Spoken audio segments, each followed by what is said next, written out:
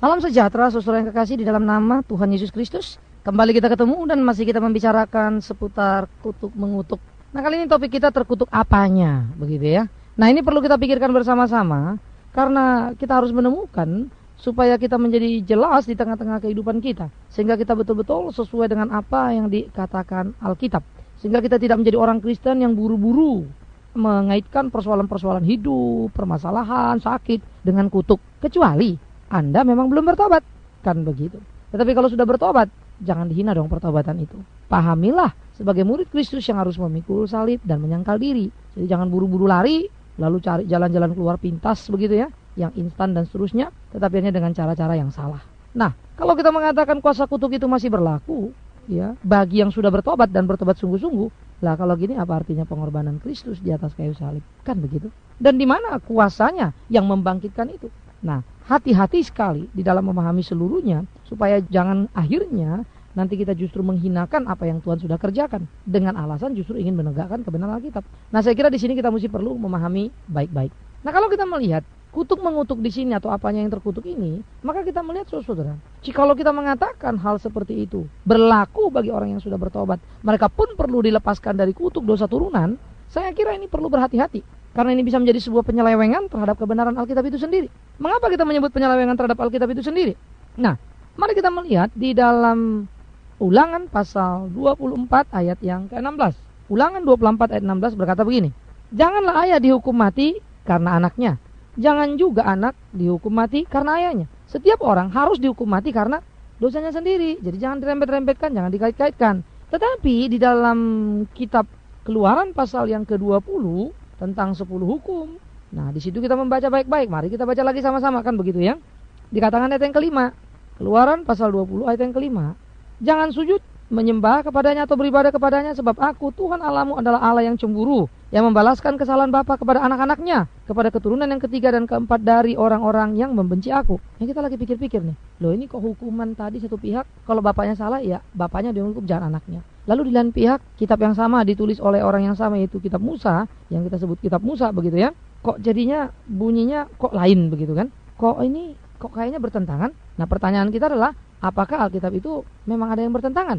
Nah, kan begitu. Kalau di satu pihak dikatakan boleh, kenapa di lain pihak menjadi tidak boleh? Kalau di satu pihak dikatakan terkutuk, mengapa di lain pihak menjadi tidak terkutuk? Kan ini perlu dipertanyakan. Nah, jadi kalau baca Alkitab jangan baca satu ayat aja dong, kan gitu ya. Mesti dibaca semuanya. Mesti diperhatikan semuanya. Nah, ini yang harus diperhatikan bersama-sama. Nah, kalau begitu, jikalau kita mengatakan bahwa orang yang sudah bertobat masih terikat pada kutuk adalah merupakan sebuah penyelewengan terhadap Alkitab. Kalau kita ngeliat Ulangan 24 kan, karena dosa ayah ditanggung ayah, dosa anak ya ditanggung anak. Nggak ada urusannya kait-mengkait, ya. Apalagi kemudian turun-temurun. Nah, jadi kalau prinsip itu adalah ayah ditanggung ayah, anak ditanggung anak, nggak ada kutukan. Apa ikatannya? Kan begitu. Lah kalau begitu, pertanyaannya muncul. Apa yang dimaksud dalam Keluaran pasal 20 ayat kelima? Nah, sebelumnya saya sudah menjelaskan, ya, dalam bagian ini, yaitu bahwa Keluaran 20 ayat 5 itu membicarakan tentang anak-anak yang tidak terbebas dari kepercayaan orang tuanya. Masih meneruskan kepercayaan orang tuanya, masih hidup di situ, ya turun-temurun lanjut karu-karuan. Nah, sebelumnya kita juga sudah membahas bagaimana di dalam kasus 2 Tawarikh itu, ya, pasal 33, 21 sampai 25 dan 2 Tawarikh 34, 1 sampai 7, kasus daripada Raja Yosia. Bapaknya itu penyembah berhala, langsung Yosianya tidak ada apa-apa, justru menjadi raja yang membebaskan Israel dari berhala. Waduh, kontras banget. Bapaknya hitam pekat, anaknya putih terang begitu kan. Nah, jadi di dalam hal seperti itu kan kita mesti melihat di mana kutuknya kalau begitu. Apa Keluaran 20 ayat 5 itu bohong? Jawabannya tentu tidak. Lah kalau gitu gimana dong khotbah-khotbah yang sekarang? Nah, justru itu kalau yang saya bilang, saya lebih cenderung mengatakan si pengkhotbah yang berbohong dan bukan Alkitab yang berbohong. Alkitab tidak bohong. Tapi kalau si pengkhotbah kemudian menafsirkan menurut kemauannya sendiri tanpa melihat Alkitab secara keseluruhan, lah ini kan jadi repot, ya. Jadi karena itulah pendapat-pendapat tidak bertanggung jawab harusnya menjadi sesuatu yang perlu dihindarkan. Tidak bisa kita memaksakan seperti itu saja. Ketika membuat sebuah kesimpulan, setiap orang harus hati-hati. Terkutuk apanya? Kan begitu. Kan kita mesti memahami secara utuh makna atau tujuan tuntas dari apa yang dibicarakan. Apa yang menjadi latar belakangnya? Apa yang menjadi bagian yang jelasnya? Di dalam Ulangan pasal ke-6 itu Musa mengingatkan kepada orang Israel, ajarkanlah anakmu, berulang-ulang kali ajarkanlah anakmu, kan begitu ya. Taruh di tiang rumahmu, tiang pintumu, tiang jendelamu, supaya anak-anakmu tahu akulah Tuhan Allahmu yang telah membebaskan kalian dari Mesir, dan terus. Diberkatilah orang tua seperti ini. Tapi terkutuklah orang tua yang mengajarkan anaknya untuk melawan Tuhan membuat patung. Dan anak itu pun menjadi terkutuk kalau kemudian dia mengaminkan, mengiyakan dan mengikuti terus ajaran bapaknya dan tidak mau mendengarkan suara Tuhan. Maka terkutuk lagi ikutan yang berikutnya lagi. Karena apa? Ya karena itu tidak mau mendengarkan suara Tuhan. Like father, like son. Itu kan satu falsafah umum yang kita pahami, satu peribahasa begitu ya. Anak itu kan seperti bapaknya. Maka dari perspektif ini Keluaran 20 ayat 5 ya nggak salah. Iya kan? Tapi dalam konteks si anak itu tidak bertobat. Tetapi kalau anak itu kemudian bertobat lalu dikaitkan, nanti dulu dong, dosa bapak ditanggung bapak. Kalau bapaknya berhala, anaknya berhala, kan berarti itu bukan dosa bapak ditanggung anak. Tapi dosa bapak itu menurun, anaknya menjadi orang berdosa. Nah si bapak dihukum karena dosanya, si anak dihukum ya karena dosanya itu. Jadi bukan karena si anak nanggung dosa bapaknya. Kalau itu yang terjadi, jungkir baliklah Alkitab ini. Kan begitu. Masa mau dihantam Alkitab satu dengan lain, tulisannya sama tulisan Musa. Iya. Jadi yang paling benar pasti bukan Alkitabnya yang salah, pasti pengkhotbahnya yang salah. Karena itu saya pikir perlu untuk kita rendah hati, ngecek semua Alkitab. Jangan buru-buru menyimpulkan, kan begitu. Nah oleh karena itu saudara yang kekasih, di dalam bagian-bagian seperti ini, pembacaan kepada Alkitab, penjelajahan itu mesti tuntas. Jadi di dalam tafsir, ada satu peraturan yang paling penting diperhatikan. Siapa penafsir yang paling berhak menafsirkan ayat Alkitab? Jawabannya adalah ayat yang lain dari Alkitab. Jadi yang berhak menafsirkan Matius itu, lihat Markus, Lukas, Yohanes, dan seterusnya. Ya. Yang berhak menafsirkan kita Kejadian, Keluaran, Imamat, Bilangan, Ulangan, Yesaya, Yeremia, dan seterusnya. Pokoknya satu ayat harus disorot dari ayat-ayat yang lain. Satu bagian disorot dari bagian-bagian yang lain. Maka kita akan menemukan sebetulnya format yang sejatinya itu kayak apa. Kan begitu. Dalam tafsir kan kita nggak bisa melupakan konteks budayanya. Lalu kita juga mesti mengeksegese, menggali, ya, bahasanya, linguistiknya. Suasana bahasa itu apa, tekanannya kemana, begitu. Nah itulah sebabnya kalau orang nggak mau belajar, ya akibatnya porak-poranda lah, ya. Sehingga atas nama Roh Kudus kita mulai berbicara semau kita, itu bahaya setengah mati. Bahaya saudara.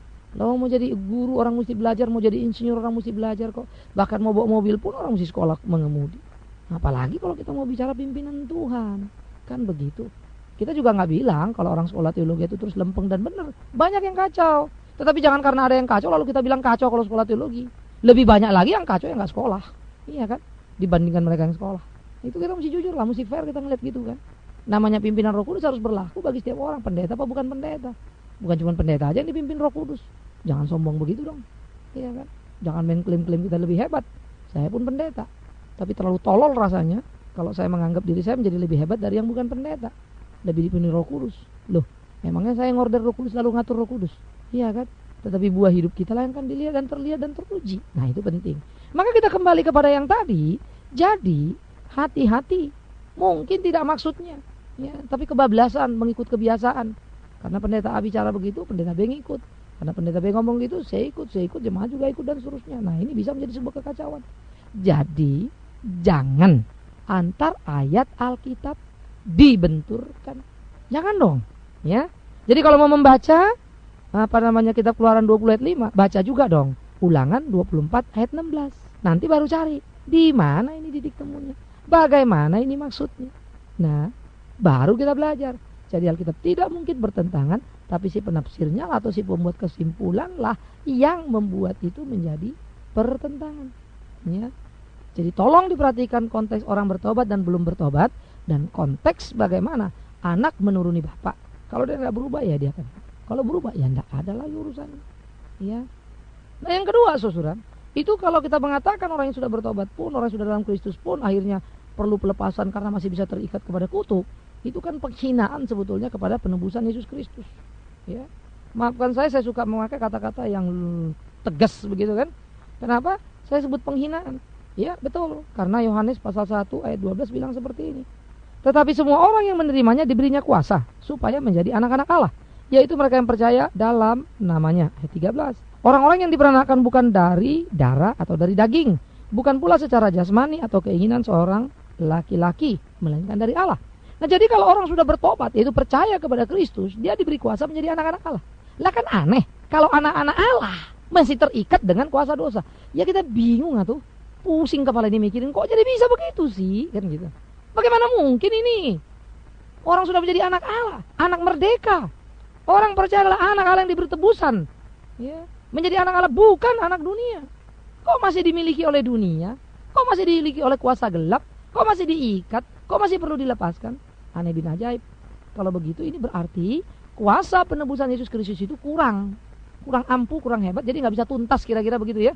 Lebih jago rinso lah, begitu kan? Membersihkan sampai ke akar-akarnya, kan begitu. Ya, lebih jago rinso lah. Jadi kuasa Yesus, darah Yesus itu tidak bisa membersihkan dosa manusia sampai ke akar-akarnya. Wah, hina sekali Kristus itu. Maaf saudara, kalau memang itu Yesus yang saudara yakini sehingga saudara mengatakan orang terikat pada dosa, silakan. Tetapi Yesusku, Tuhanku, Ia adalah Tuhan yang memerdekakan dengan cara yang sangat sempurna dan luar biasa. Tidak perlu 2 kali dia kerja untuk hal itu. Ya, Tuhanku maha mulia untuk itu. Nah karena itu kita harus hati-hati. Begitu kita menjadi anak Allah, saya percaya kita menjadi anak-anak merdeka yang tidak lagi terikat, tidak lagi dibawa kuasa kutuk. Merdeka yang betul-betul merdeka, karena dimerdekakan oleh kasih dan kuasa Kristus yang telah mati dan bangkit kembali itu. Maut pun sudah dikalahkannya. Apalah kutuk dosa itu? Kalau kutuk dosa masih menguasai orang yang sudah menerima Kristus, apalah artinya kuasa kebangkitan itu? Saya kira perdebatan tentang kuasa kebangkitan pun terjadi dalam perjanjian baru. Orang-orang Tesalonika ribut soal itu. Ya. Orang-orang di Korintus juga begitu. Sampai Paulus bilang, kalau memang Kristus tidak bangkit, sia-sia kita percaya. Buang saja semuanya. Tapi hari ini kita mesti membuat satu statement yang lain lagi kan begitu. Kalau memang kuasa Kristus kebangkitannya itu tidak bisa memerdekakan kau secara tuntas, gantilah Tuhanmu, cari Tuhan yang lain. Iya kan? Tetapi saya percaya kuasa Kristus dalam kebangkitannya tuntas memerdekakan orang sehingga mereka yang bertobat tidak lagi terikat kepada dosa dengan oleh alasan apapun. Nah, ini menjadi penting. Oleh karena itu, saudara yang kekasih, di dalam memahami keutuhan-keutuhan seperti ini kita harus hati-hati. Tetapi jangan pula kita kait-kaitkan fenomenanya begini. Ada orang katanya sudah bertobat kan begitu. Lalu kemudian dia hidupnya begini-begini lah, gelisah lah, entah sakit lah, entah apalah. Sesudah dilepaskan dari kutuk dia terlepas. Saya mah sederhana aja. Anda baca Alkitab dulu lah. Jangan bilang orang itu sudah bertobat. Yang bilang orang itu bertobat siapa? Anda kan? Apa ya sudah bertobat? Anda kan nggak tahu. Anda kan cuma tahu karena dia sering ke gereja. Mungkin dia kesaksian berdiri kan gitu. Maklumlah. Sekarang gampang sekali orang mau kesaksian. Bahkan orang yang belum benar pertobatannya pun diundang kemana-mana untuk kesaksian. Ini kan orang Kristen menghina gerejanya sendiri. Apa aja bisa masuk begitu kan? Tanpa seleksi lagi, tanpa perhatiin baik-baik lagi, tanpa ada sebuah pengujian. Padahal Alkitab mengatakan ujilah segala sesuatu. Dan biarlah yang sudah teruji berdiri di atas mimbar. Biarlah yang sudah teruji berbicara atas nama Tuhan di depan jemaat. Kan mestinya begitu. Jangan sampai yang belum kan begitu. Nah oleh karena itu saudara-saudara, pada bagian-bagian seperti ini mari kita lihat secara utuh. Sehingga kita lihat orang ini udah bertobat apa belum. Udah apanya? Dari mana kita tahu dia bertobat? Jujur aja lah kan kita nggak tahu. Ya, saya pendeta dan saya pikir ya nggak tahu lah kalau pendeta lain. Tapi saya memang nggak sok tahu soal begitu kan. Kira-kira kita tahu begitu. Tapi itu kan proses yang akan menunjukkan, yaitu bukti dan buah itu adalah kesetiaan. Semua orang ngomong saya sudah bertobat kan begitu. Tapi masih gini masih gono. Menurut pengertiannya dia bertobat. Betul apa enggak kita juga nggak tahu. Apa kurangnya Yudas? Hebat rasul. Saya kira kalau kita nggak tahu dari membaca Alkitab endingnya kayak apa, mana kita nyangka kalau Yudas kemudian yang mengkhianati Yesus kan begitu. Orang dalam kok, orang deket. Nah jadi saudara-saudara yang kekasih, perlu untuk kita memperhatikan dengan pas gitu. Iya kan? Oh sudah bertobat dia. Dari mana kau tahu dia sudah bertobat? Kata dia bertobat, katamu dia bertobat. Emangnya saudara bisa bedah hatinya? KTP kita bisa menceritakan siapa kita, Kristen atau bukan. Itu agama, identitas. Tetapi pengakuan orang bilang tobat-tobat ya nanti dulu. Ya, nanti dulu. Periksa dulu baik-baik. Ya. Jadi jangan sembarang lah. Jadi jangan karena melihat sebuah fenomena. Katanya dia sudah bertobat, saya lihat gini kok memang sudah bertobat kok misalnya begitu. Tapi dia masih begini, ya repot. Saya paling tidak suka membuat suatu kualifikasi yang saya tidak kuasai atau saya tidak mutlak mengetahui itu. Jadi bagi saya sih nggak kaget kalau orang sudah aktif luar biasa, sudah sampai tahap pendeta misalnya, bikin yang ngaco-ngaco dan akhirnya memang sangat tragis lalu meninggalkan Tuhan begitu. Saya memang nggak kaget karena saya memang belajar Alkitab bilang begitu bisa kok. Yudas saja begitu kok. Ya, Petrus itu kalau bukan karena kasih kemurahan Allah kan udah hilang juga itu. Iya toh. Tapi karena kasih dan kemurahan Allah menjangkau dia, maka Rasul Petrus bisa kembali. Nah, jadi di dalam hal seperti ini, saudara-saudara kita harus berhati-hati, bukan memperhatikan segala sesuatu. Jadi jangan fenomena yang tampak kita buat menjadi kesimpulan yang aktual. Nah ini yang repot. Pengamatan mata kita jadikan prinsip kebenaran Alkitab. Nggak boleh dong. Jangan gitu dong. Ya. Lalu pengalaman itu kita jadikan kebenaran. Waktu itu buktinya si anu gini, buktinya si anu. Loh itu pengalaman Anda. Jadi ada hukum yang harus kita perhatikan di dalam Alkitab. Jangan memutlakkan pengalamanmu sebagai kebenaran. Pengalamanmu tetap merupakan pengalaman yang harus tunduk pada Alkitab. Alkitab tertinggi. Jadi jangan bawa pengalamanmu sebagai satu kemutlakan. Salah betul itu. Ya, jangan gitu dong. Nanti kalau udah bicara-bicara pengalaman saja, Pak dukun itu banyak yang jago-jago itu. Ya. Satu kali ada seorang pendeta diwawancarai, dibandingin sama seorang dukun dari India, wanita yang pegang selendang, cetar cetur, tetap kali dia kibaskan itu selendangnya, ada aja orang yang sembuh. Ya. Wah, itu di TV di show betul-betul dengan pendeta yang sangat top waktu itu. Wah, pada waktu gitu tuh, lu apa wawancaranya, tanya apa bedanya Anda dengan ini, kan begitu. Wah, malu waktu itu, repot itu sudah, karena banyak yang dipertanyakan, apa bedanya Anda dengan sini. Lalu sini bilang, oh saya kuasa Allah, dia kuasa setan. Oke, gitu. Lalu ditanya, Anda begitu flamboyan, gayanya begitu hebat ya, apa ini Anda hidupnya begitu luxury begitu, dia juga begitu, apa bedanya Anda dengan dia? Wah, pendeta juga perlu istirahat, perlu yang hebat-hebat, yang nikmat-nikmat. Nggak salah sih kan begitu ya, selama itu peka dengan lingkungan kan begitu. Tapi waktu dibandingkan begitu, rupa-rupanya Pak Pendeta ini rada-rada ekstra begitu loh. Ya, jadi memang bukan sudah taraf yang cukup mewah, tapi amat sangat super mewah. Jadi kritikan lah begitu. Dia tapi masih bisa lari jawab. Tapi terakhir rupanya si pendeta ini kemana-mana dikawal bodyguard. Si dukun enggak. Lalu dia tanya, Allah ini maha kuasa enggak? Maha kuasa. Lalu kalau Allahnya Pak Pendeta maha kuasa, kenapa bodyguard? Diam dia. Tuh dukun kagak percaya Allah kan? Katanya Allahnya kurang kuasa menurut si pendeta nih. Tapi tuh dukun jalan-jalan nggak bawa bodyguard. Ya saudara. Nah ini cuma contoh untuk kita lihat hati-hati. Ternyata itulah kalau Pak Pendeta berdasarkan pengalaman bicara, akhirnya kadang-kadang kurang memahami Alkitab yang paling dasar. Nah jadi kejebaklah dalam banyak statement, dalam banyak sikap, gaya hidup dan seterusnya. Jadi hati-hati. Akhirnya saudara yang perlu kita perhatikan adalah untuk jemaat. Saya harap saudara-saudara jemaat ini jangan jadi rajin dengar malas baca gitu ya. Ini kadang-kadang kita malas sekali, lari persekutuan sana, lari persekutuan sana, lari sana, lari sini, dengar sana, dengar sini. Satu hari bisa 7 kali dengar persekutuan. Tapi nggak 1 kali pun dalam 1 minggu itu baca Alkitab baik-baik, baca dan menggali dan meneliti, menghayati. Ya. Nggak ada yang dikerjakan. Nah itu kan jadi repot, itu kan jadi bahaya. Nah jemaat seperti ini harus hati-hati dong. Ya. Jangan jadi jemaat kacang gorengan gitu loh. Jadilah jemaat berkualifikasi, jemaat yang punya kelas, quality begitu. Ya. Sehingga betul-betul kita menjadi jemaat-jemaat yang solid, yang kuat. Ya. Sehingga betul-betul kita bisa memberikan sumbangsi yang utuh di dalam kehidupan berjemaat itu sendiri. Kalau tidak kan kita bisa menimbulkan beban, menimbulkan permasalahan begitu loh di dalam gereja Tuhan. Karena berbagai tafsir yang macam-macam. Karena itu jemaat juga perlu, seperti berkali-kali saya mengatakan, membantu, mengkontrol, mengamati para hamba Tuhan, pendeta-pendeta ini gitu kan. Supaya kalau khotbah mereka salah, ingatkanlah. Paling tidak kalau meragukan, pertanyakanlah, kan begitu. Kalau pendeta itu bilang, jangan bertanya-tanya, itu terkutuklah orang yang bertanya-tanya. Tinggalkan dia, jangan ikutin lagi deh. Ya. Bukan saudara yang meninggalkan, terkutuk dia yang terkutuk karena ngutuk-ngutuk gitu. Tinggalin aja, ngapain didengerin begitu kan? Anda kan ke gereja bukan dengerin pendeta, dengerin Tuhan melalui pendeta. Tapi kalau tuh pendeta sudah belok-belok omongannya, bukan Tuhan lagi yang disampaikannya, tinggalkan. Saya pendeta. Kalau saya khotbah begitu, tinggalin saya. Jangan dengerin Big Man Sirait. Kalau ngomong sudah ngaco-ngaco, saya enak perutnya begitu, tinggalkan dia. Ngapain saudara dengerin? Ya. Tapi kalau saya bicara benar, sakit di kuping, tolonglah dengerin juga.